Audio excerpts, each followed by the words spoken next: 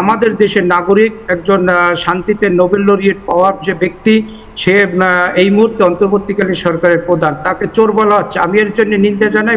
চোর বলিনি, চোর বলিনি, আপনার দেশের লোকেরাই ওকে ডাকাত বলছে, সুদখোর বলছে। আমি কেন চোর বলতে যাবো? আমাদের দেশে বড় বড় চোর আছে। আমি বাংলাদেশের এত সম্মানীয় একজন ডাকাতকে চোর বলে কেন তাকে ডিভ্যালু করবো? সে ডাকাত, সে সুদখোর।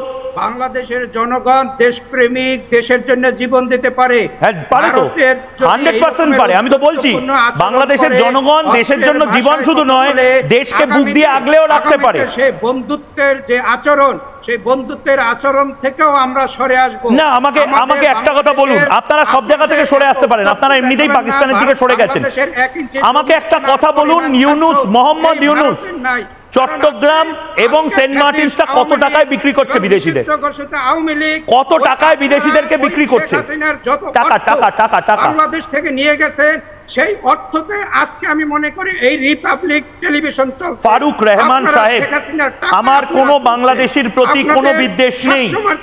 আমার একমাত্র বক্তব্য, মোহাম্মদ ইউনূস বাংলাদেশকে কেন ঘটি বাটি সমেত বিক্রি করে দিতে চাইছে? শহীদের রক্তের বিনিময়ে আমরা, অবশ্যই শহীদের রক্ত রয়েছে, মুক্তিযোদ্ধাদের রক্ত রয়েছে, যে মুক্তিযোদ্ধাদেরকে আপনারা বের করে দিচ্ছেন।